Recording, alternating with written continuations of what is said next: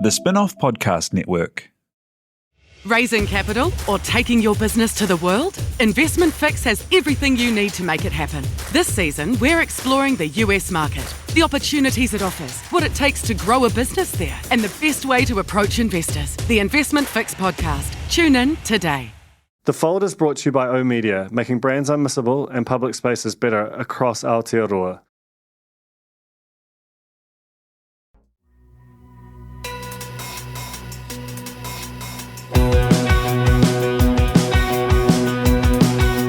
Nau mai, hoki mai ki a The Fold, e mihi nei ko Tangri tōku ingoa.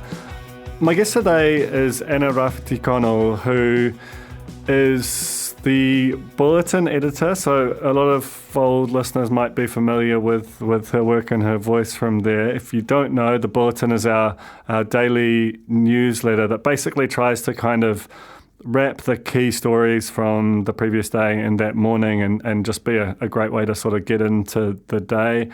And Anna took it over about 3 months ago and has really, I think she's as every editor of it has done, has kind of naturally brought her voice to it. And it's got this kind of gentle but very kind of cerebral quality to where she'll unpack an issue for you, and it's not easy doing that, and there's a lot of thought that goes into it, and so we talk about, you know, the process of creation and the sort of almost paralyzing anxiety she had for the first couple of weeks before she sort of started to realize that no, she had this. And honestly, the more I get to know Anna, the more I'm like, man, you were born and have been spent your whole life training to do this job. She's so good at it.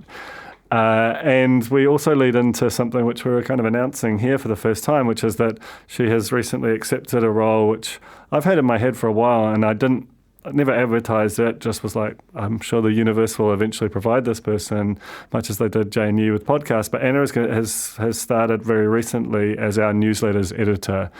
Newsletters, as regular listeners to this podcast will know, I'm fascinated with them. I think that they are this really interesting sort of relatively, by internet standards, ancient technology, but also they're really having a moment, and they've become a big part of my life, and they're certainly a big part of our stable at the Spin-Up, but also our planning there is to have a stable of newsletters that marry to our sections and our podcast and so on.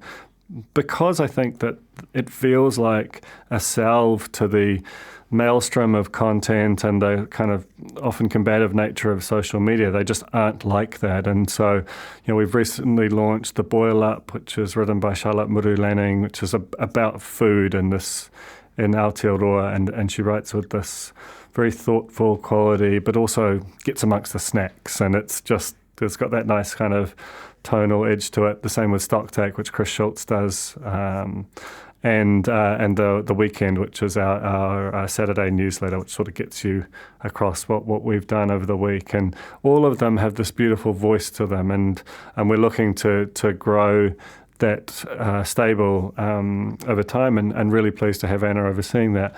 And so we talk about that, but really it's about newsletter culture and the way that the media has evolved there. Then we go back to the start of her career, because I've known of Anna for much longer than I've known her, and obviously we've only worked together a few months, but she was, for a long time, you know, one of the sort of original, this is a horrible hack term, and I apologize, Anna, but it is the way that you're often described as a social media guru. What that really meant was she understood the rhythms of it, was attracted to it, and kind of felt out the possibilities in those early years when, you know, first Facebook and then Twitter and then Instagram and Snapchat and so on just came along and, you know, provided avenues for expression. And brands and organizations particularly had to sort of figure out how to be in there. And Anna was one of the best people to do that. She did it first for the Auckland Theatre Company and tells a very funny story about how she got involved through that. And then for the BNZ, which, you know, a giant institution, employs thousands of people and has to do like customer service and be a bank and sort of try and recruit people. It just does a lot of different things. And but through that lens, you watch the way that social media and society have evolved, and that social media has really impacted society. So that's the back half of the podcast, is talking about that and that culture. And newsletters are, they're just so different to it. And I think they have, it's not a coincidence that they have risen up as a form at the same time as there's been a widespread sort of dissatisfaction with social media and how much it does feel like it's impacting us as a species at the moment. It's a real fun one. I hope you enjoy it. This is Anna Rawhiti-Connell on The Fold. Kia ora, Anna, and welcome to The Fold. Kia ora, Duncan. Good to be here. I have to start. I have this kind of weird guilt around bulletin editors, because I just know that it's this really, really harsh job, and people sort of, when you try and explain to people what it is, they're like, you monster for creating that torture chamber of an employment opportunity. But at the same time, it's consent-based. You obviously walk into it wanting it. What attracted you to the bulletin, and were you a reader beforehand? I was a huge fan of the bulletin, to the point where I believe I accosted several spin-off staff members at various parties and functions to tell them how much I loved it. I found it so generous as an approach around news, and it's non-proprietary, so it pulled from across all of the different news sources. And Alex, when he started it, just had this kind of style and way of talking about the news that made it feel like he was crafting it just for you every single morning. And because it arrives when it arrives in the morning, there's kind of an intimacy around, getting that, like you're literally talking to people in bed at times. And there's kind of a slight morning radio host sort of vibe or feeling to it. And Alex had a great voice. Justin brought, so much to it in terms of that political coverage, and also steered, through COVID, which was pretty massive and dominant as a news story. But I was a reader from day dot, I think. I was very I started getting Watching, which is the New York Times TV newsletter. This is lovely. Yeah, and that was the first time I'd sort of seen, I guess, curation on display from a media organisation, which is, we're going to send you off in a whole lot of different directions, but we're also going to distill what is an increasingly enormous amount of information and sources of entertainment into one place for you.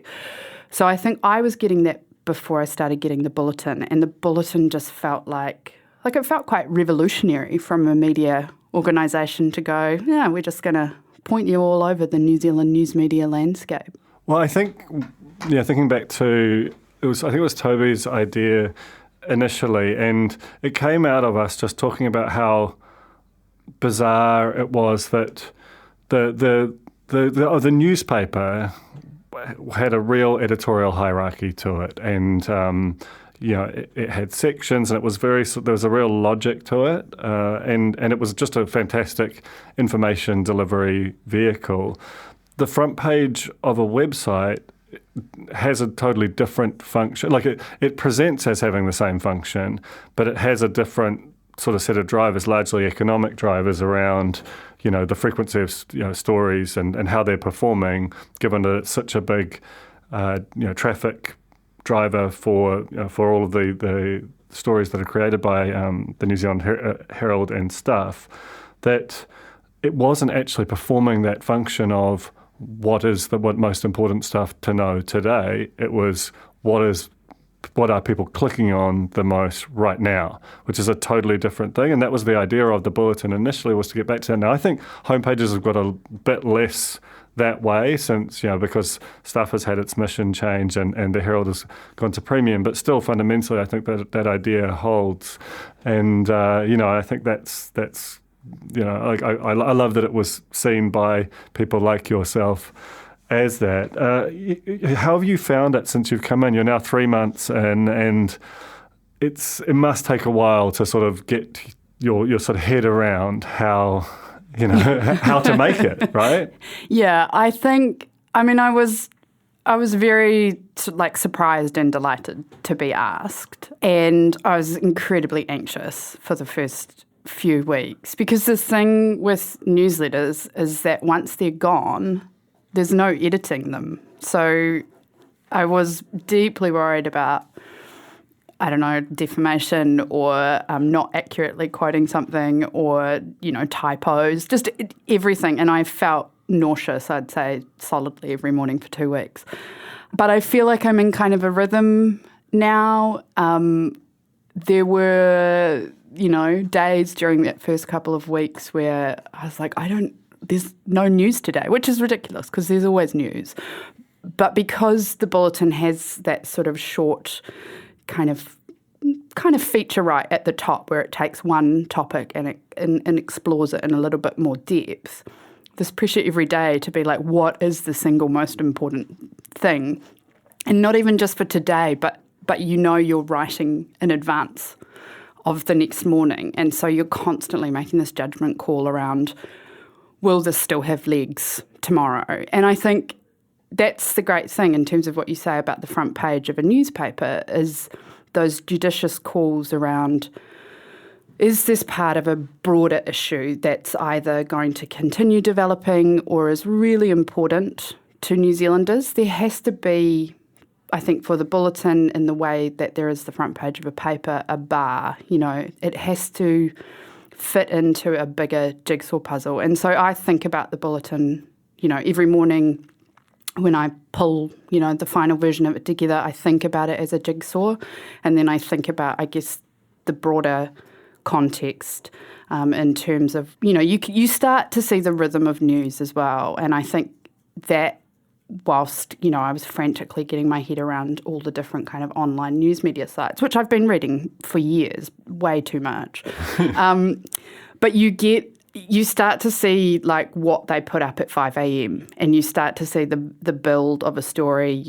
You can see when something is becoming, it's at a tipping point and is going to probably turn into something bigger.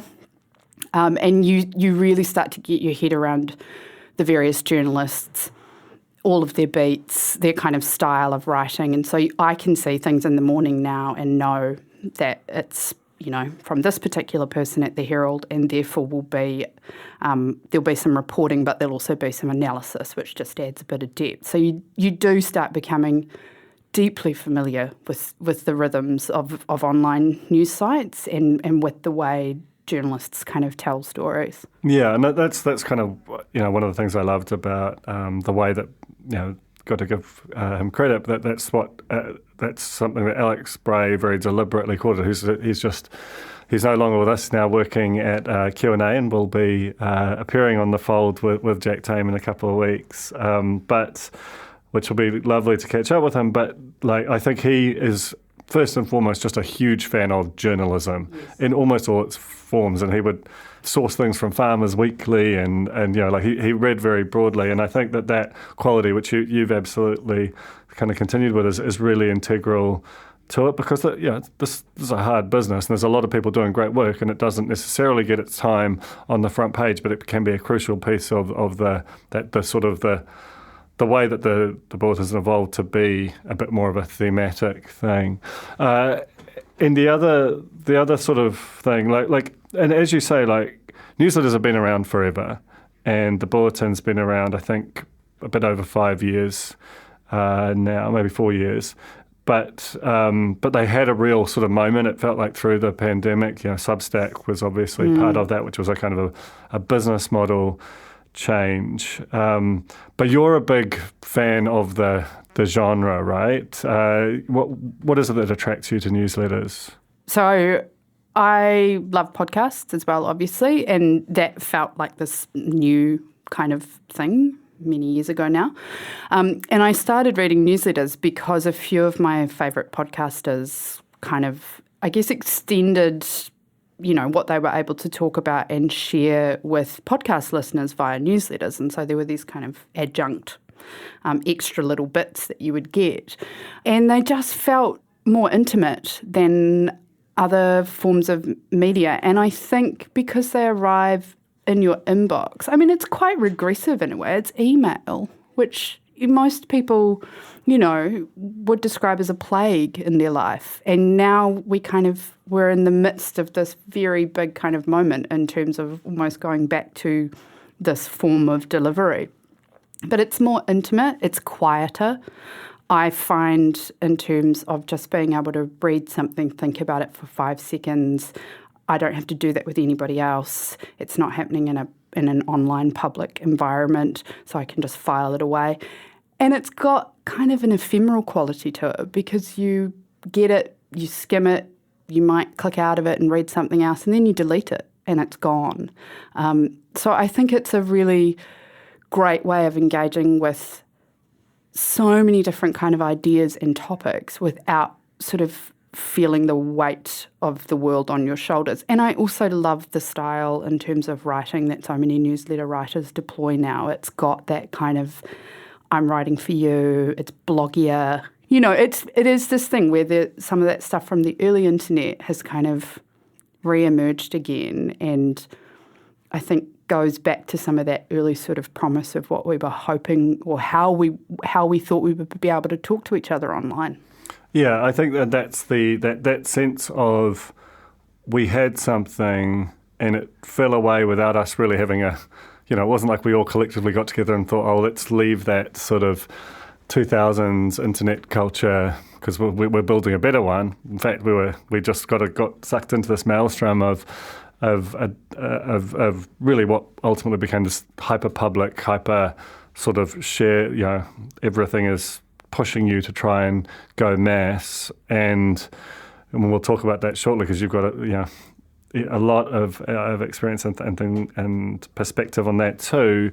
It does feel like that the revival of newsletters represents it's a new old form, but it is also a nostalgia for a different kind of discourse, all of which kind of leads up to what we're sort of announcing for the first time here, which is you have when you started the editing the bulletin, it was a part-time role, but we've recently kind of made it official and full-time, and quite a if your original job was unchill enough, this is even more so. But it's also one I think we're both super excited about, which is you as newsletters editor at the Spin-Off. Again, what made you want it, and what are we going to do? I think so. Obviously, love the form which we've discussed. There's a line in a profile of David Leonhard, who writes The Morning for the New York Times. And I read that before I started the bulletin, and obviously he's at kind of like God level tier in terms of being a newsletter editor. But there's a line in a profile of him which talks about the New York Times as discussing the fact that they have 4 front pages. So they have The Morning, his newsletter, they have The Daily, which is their podcast, the print front page, and then the website homepage. And I just love that idea. I love the idea that people are able to engage with news and information and entertainment and content in whatever form they choose. And I think newsletters are a huge part of that, and I think they're going to be a huge part of the Spin-Off in terms of this idea that where you want to engage with us, it's not just solely based around the site. The site is really important, but you've now got so many choices around how you might do that. And again, it just feels very generous and back to that kind of way of speaking more directly to our readers and people forming relationships with our editors, who are credible experts and people who've got a lot to say and passionate about the subjects that they write on. There's a whole kind of way of writing and sharing news and information that newsletters facilitates, which I think is more difficult to replicate in other environments like websites.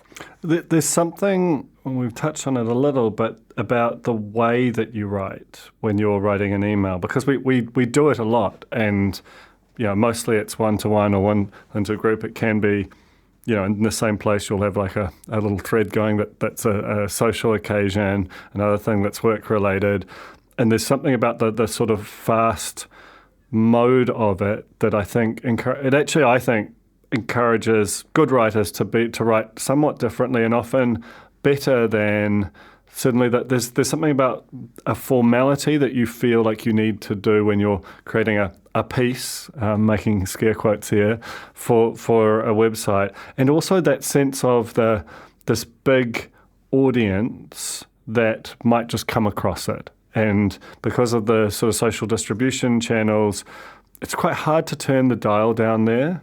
There are obviously many good things that have come from that scrutiny, and certainly the ability to have a story go out and find an audience. But there's also some parts where there can be, an audience can seize upon it that wasn't intended, or can make a bad faith critique of it, that it just can go wrong in ways that an email, which is going to a known audience that self-selects as being interested in your thing, whether that's, what Charlotte Murulaning brings to food through the boil up, or Chris Schultz's stock take, which is a different take on business, which is part of your these are both parts of your stable now. But I love the way that both of them write within that, because it's familiar from their work, but it's also the informality is really, really quite it's just a different tone that you can't really replicate on the site. 100%. And I think for both readers and writers, there's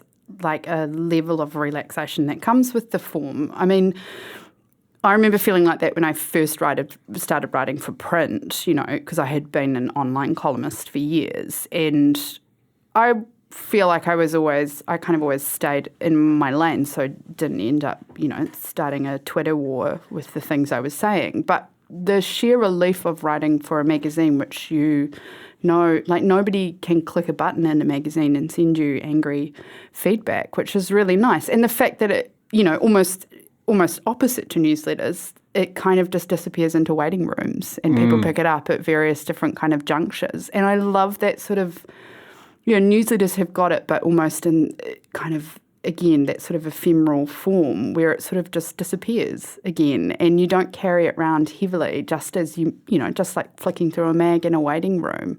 It's just, I think for writers as well, being a writer, being a journalist, working in the media, especially in a social media environment, I feel like now comes with very high levels of anxiety often. And I think there's a fantastic article about how you can pick a writer who's too online or on Twitter too much, because they start caveating absolutely everything 100%. They say, right? Like you could have a 1,000-word piece where 300 words of it are sort of declarations and apologies and that kind of thing. And it is a weird tick. It's so and I'm as guilty as anyone of it, and I'm trying to be less so, but it's almost like, how there used to be that thing like you could have like a link in your Twitter bio which basically just explained, like it's like it needs to be like a collapsible function on these stories. Like these 3 paragraphs are just me kind of apologizing for various things. I don't think it makes for great writing. No, because I think if you are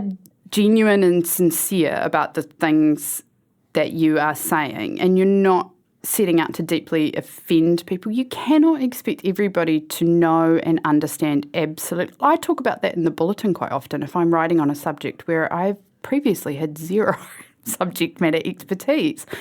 And I think, coming back to newsletters, that's a form where you can insert yourself a little bit more personally, where you can put your hand up and admit to foibles or not knowing absolutely everything in the planet. Like, I love that around Chris Schultz's business newsletter, Stock Take. He's very deliberately said, I'm not a business dude, but I love the people at the heart of business, and that's kind of the position that I want to take. And I think going into people's inboxes, having a relationship as an editor of a newsletter with your readers just gives you a more permissive environment. Agree. And I think that it does feel fundamentally different from, because it's just a chronological feed, and it's all in one place. It's not necessarily, you can leave, but it doesn't naturally encourage you to leave. Like there's actually just some really elegant design there that feels quite useful. And we'll talk about the difference between that and social media in a bit. But just before we do, as much as I would love the Folds listeners to subscribe to any and all of our newsletters, because I genuinely love them and I read a ton of newsletters. I think both of us, and there's a few at the spin-off who've become just totally obsessed. Shanti Matthias, who's taken over the weekend, is another. But what are some of the newsletters that you subscribe to that aren't made by the spin-off that have kind of been kind of like, oh, this is really something kind of moments for you? Yeah, so I love Dirt, which is a Substack fave. I just think the way that they write about entertainment and pop culture, I think, again, it comes back to that style and that freedom of style that you get with newsletters, where they're just kind of dashing lines off and just dropping, I was reading something last night which was kind of about J.K. Rowling and Bette Midler and some not great stuff going on there. And it's just like one line. And then because a lot of newsletters have really embraced that kind of curatorial approach where they'll just drop a link in. If you want to read more, you can, but you just kind of get this very fun conversational style of writing. So they're fantastic at that. The other thing that's, sorry to interrupt, the thing that's really cool about that is that it feels like it's starting to shine a light on where newsletters as this new kind of emerging culture might go, because it's not a single author. Like it's almost like a little mini publication that's delivered to you in pieces. Yeah, exactly. And I think and that's again what's really exciting about newsletters is that I kind of went in sort of following single writers, and I still do. There are still some writers that I read, like someone like Freddie de Boer, who I don't agree with everything he says, but because I'm in that environment, and he's really clever and he's a deep thinker, and it's just in my inbox, I don't have to carry that kind of baggage of going, oh no, what will other people think of this? Yeah, am I like a public endorser of all of their views by virtue of following, it's a really different relationship. Totally. So I love them. I love Today in Tabs, Embedded, Link in Bio, which we've talked about before as just being a fantastic name for a newsletter about kind of social media and kind of the experience of people working in social media. And that's another thing that they can do really well, is they can be super narrow, but still, in a way that you couldn't really have a website. Well, you can have a website devoted to social media, and there are multiple, but it allows you as a person who is interested in a bunch of different things to stay across these different sort of narrow but really well written and thoughtful subject areas without, in a way that, because it comes to you. You don't have to go say, okay, my plan today is to get through 15 of the 800 websites that I think do interesting stuff periodically. That's the thing. And, it's like something like Dylan Cleaver's The Bounce, which is just such a great way to kind of get into sport, because he's got such a fantastic style of writing. He knows his subject area so well, so that he's on to what he's talking about. But he just kind of riffs on stuff as well, and so it's entertaining. It's kind of changed, I think, where you would read sports news. There's this new form from people that you trust and you really like their work, who are kind of just bringing it to you in a different way that makes it a hell of a lot more relatable. And also, he can't, there's a prioritisation going on there. The Sports City really genuinely loves and wants to dig into, but he'll also kind of do the job, which, I think is one of the big jobs of the Bulletin, which is kind of pull out the stuff that is actually important. Yeah, his voice is brilliant. The funny thing is, when I sort of chatted to Dylan, he's been a guest on this podcast as well, and he used to write the back page of, I think it was like the Super Sport insert potentially, so it was something in the Herald for a few years, and the tone of that was so different to the rest of the book. It was, which was all sort of reporting and it had, this is a column, this is a feature. This was just like a very chatty, here's some funny stuff I saw, here's a thing that I noticed, none of which really deserved to be blown up into a feature, but it really suited that format. And I think newsletters at times can be all that kind of stuff.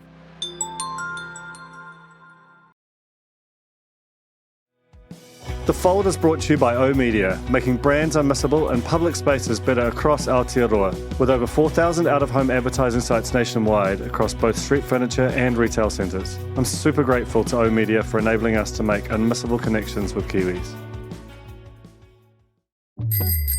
Ready to rediscover the joys of cycling? With over 300 kilometres of cycle paths across Tāmaki Makaurau, jumping on your bike and going for a ride is such a fun way to discover the city from a different perspective. Cycling is getting more and more popular across Auckland, so now's a great time to join the hype and give cycling a go. Head to at.govt/cycling to find your nearest cycleway today. Raising capital or taking your business to the world? Investment Fix has the lowdown on everything you need to make it happen. This season, we're exploring the US market, the opportunities it offers, what it takes to grow a business there, and the best way to approach investors. Join some of the superstars of the investment and business world as they share advice from their time in the US so you can make your mahi count in this massive market. The Investment Fix podcast, brought to you by Invest New Zealand. Tune in today. Well, I want to flip now because there is some, I don't know if it's an irony or it's certainly super interesting in the fact that, before we ever met, I knew who you were and you were famous as, to my mind, or very much known for being one of the first people to really understand social media and be someone who worked in very senior levels for really big institutions, sort of guiding their journey into that space. So on some level, you must have loved it and found it fascinating, and yet now both in terms of the interest in newsletters, which certainly feel like a reaction against what social media has become, but also I think in your own personal habits, you've sort of reversed from it.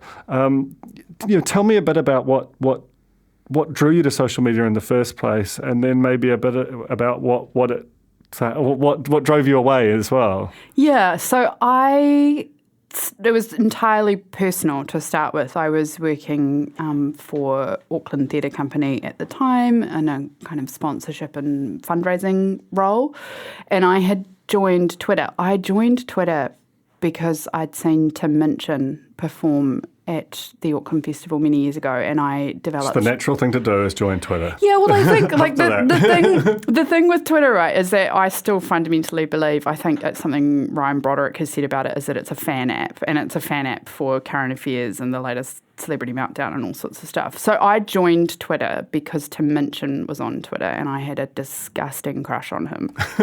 And I was kind of like, this is a way that I can get more Tim in my life. And as I was kind of adjacent to the marketing department at ATC, I was like, I feel like we should be on social media. I had no idea what we were going to do there. And this was 2019. And so it just seemed like this incredible free way of being able to tell people what you were doing. There was no strategy, there was no plan. It was just, I had an inkling that it would open up kind of a more conversive style of communicating outside of the sort of formal marketing communications channel. And I had an inkling that it was also massively disruptive in terms of, I guess, the way that it democratized publishing. Yeah. So that felt really exciting. And then from ATC, I was asked, and this is why I can't rag on Twitter too hard, I was asked via Twitter to consider going to work for the Bank of New Zealand as their community manager, which was not a pivot I ever saw coming. And so I did. And those were like kind of the halcyon days of brands bantering on Twitter. We would spend an afternoon, behind the BNZ Twitter account, just like having these ridiculous kind of wars with ASB Bank. And people would like watch this and engage with it and think it was great. And I think, the promise of it is that you would see the people behind the logo. And I ironically would always talk about the presence of the bank on social media as the talking logo. And, over 5 or 6 years at the bank, we kind of developed sort of much more kind of formal process around the things that we were doing. I remember, the BNZ starting on Twitter, and it was kind of being run out of like the PR and comms team, the corporate affairs team, and it was very much, here's a PDF link to something an economist has said, we're going to share it. Because it was sort of like, wow, there's this place that anybody can put stuff without having to work through kind of PRs or journalists or pay for it. Amazing, free reach. And within about 3 days of the bank being on Twitter, they got their first customer complaint. And so within a very short space of time, the whole thing pivoted to this customer service. It's just trying to do a lot of different things, right? And that's kind of it. And I think that's, organisationally and for brands. I mean, I think I probably worked through the period of time where people really thought it was like a silver bullet in terms of, I guess, reducing the gap between customer and business, and it would make people love your business. I mean, I worked in the banking sector, so that was always going to be hard graft. Yeah, so it's not. Yeah, they don't think love when you think. No, and I mean, the great thing about it is you got exposed to absolutely everything people loathed about their experience of banking. And I settled into a kind of rhythm where I was like, we can, as the kind of functionality of social media started to splinter off across multiple departments. It has a marketing function, definitely has a comms and crisis PR function. Recruitment was starting to be used in a big way in terms of employer branding. And then even just for, people working at the bank, how did they build their own kind of professional brand? So it got really multifaceted. But at the end of the day, I always had this bottom line, which is we have to be useful. That is the best thing we can do. And so we did actually build up like quite a tight customer service kind of process there, and had a reputation for fixing things faster than you could perhaps do on the phone. The problem with it is the scalability of that approach. And I think lots of organisations have, over the last few years, hit the wall on just how much social media can do, and it's now pretty operationalised. We've really moved past the days of everybody trying to do the Oreo dunking in the dark moment, like as some sort of like brand silver bullet for a whole year. Like Oreo dined out on that for years. It was in every single social media presentation and conference for years, and people kept on trying to recapture it. And I just think the functionality of social has splintered so much. If you're an e-com business, it's a huge kind of place. I mean, Instagram, I think, is making a very large shift into becoming essentially a shopping channel. So it's very important to different industries for different functions, but there's no kind of single cohesive unifying, I guess, purpose or function around social media for business. It is operationalised now.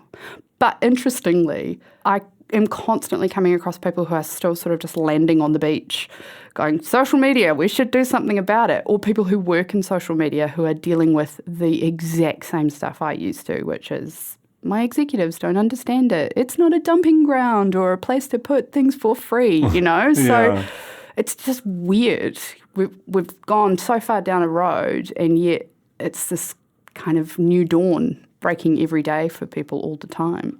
And I guess that a lot of it is that society is in motion. These are products, so they are changing, and every time they're changing to accomplish a bunch of different things, but largely to try and maintain the attention they have, ideally increase it, and not cede more to whatever the next platform coming down the pipe is.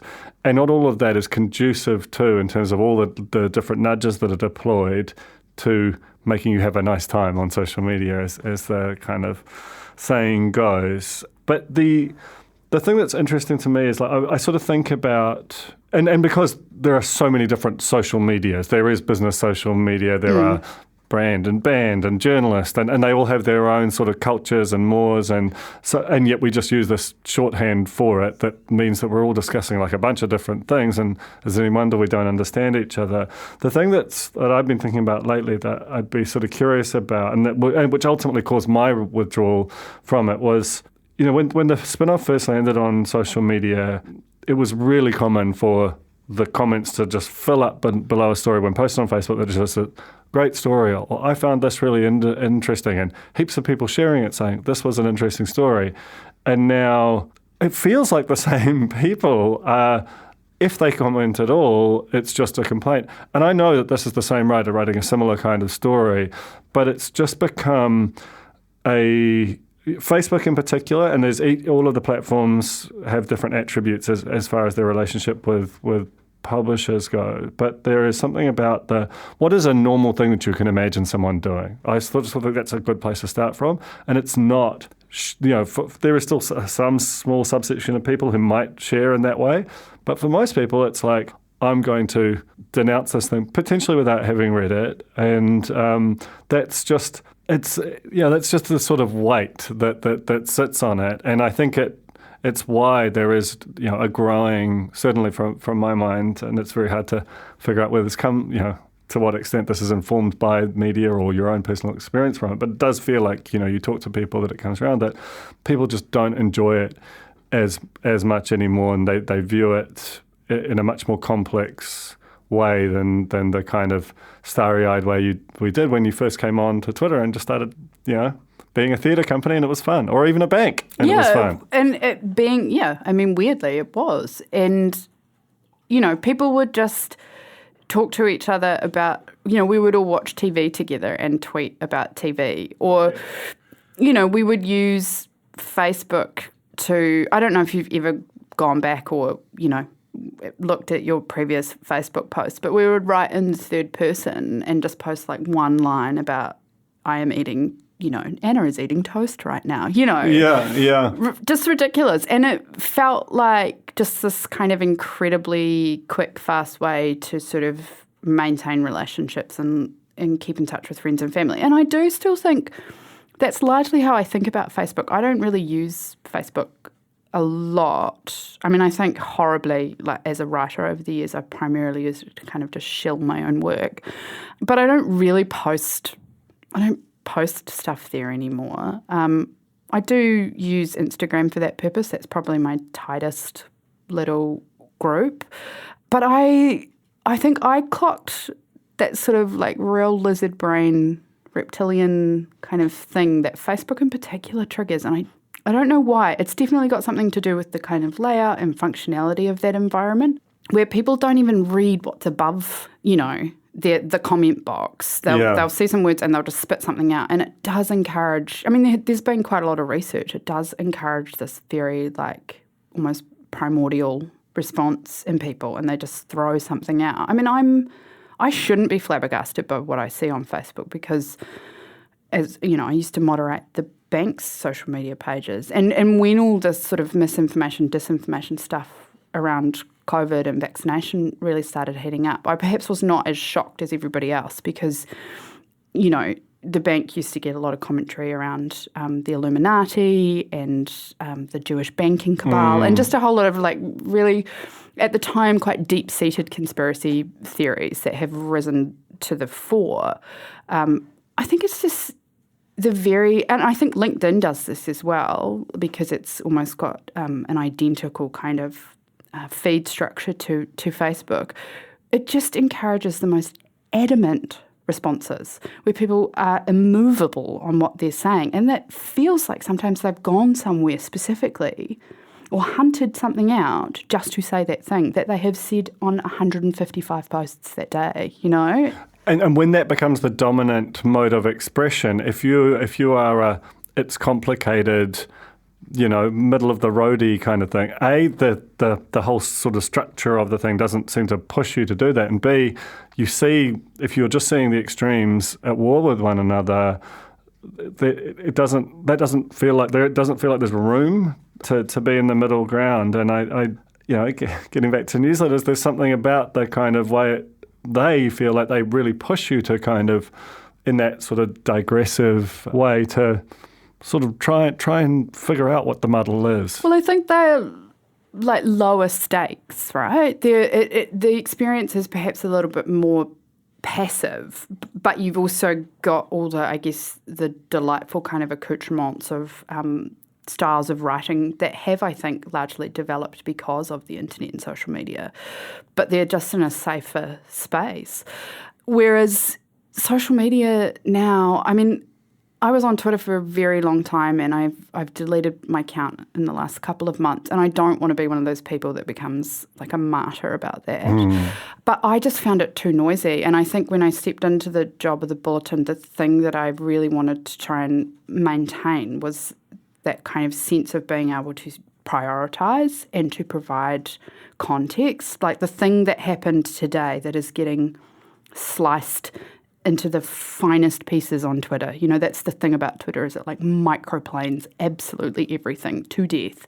I didn't want to bring that into the Bulletin, and so I have stepped away and stepped back. And sometimes I worry that I'm missing stuff or missing the nuance, but I think for newsletter readers and newsletter audiences, you know, it's about trust in the person that's writing it and sending it to you. And I feel like, you know, the role of kind of Twitter and the influence of Twitter has always been outsized. It's a very influential platform that not a lot of people in New Zealand are on. Oh, that's exactly right. And I'm conscious that we the two of us have talked a bunch about this and will again, but I feel like I should actually let you go and start work on tomorrow's bulletin. But it's been so good having you on the pod today, Anna. And yeah, really, really looking forward to seeing where you take our little stable. Oh, thanks for having me, Duncan. It's great to be on board.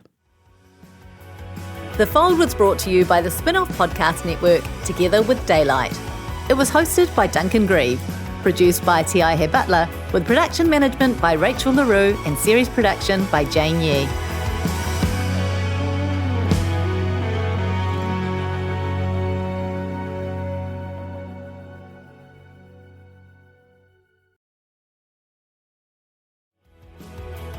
That was The Fold, brought to you by our partners at oOh!media, making brands unmissable and public spaces better across Aotearoa. Huge thanks to oOh!media for sponsoring this episode of The Fold and enabling us to make unmissable connections with Kiwis.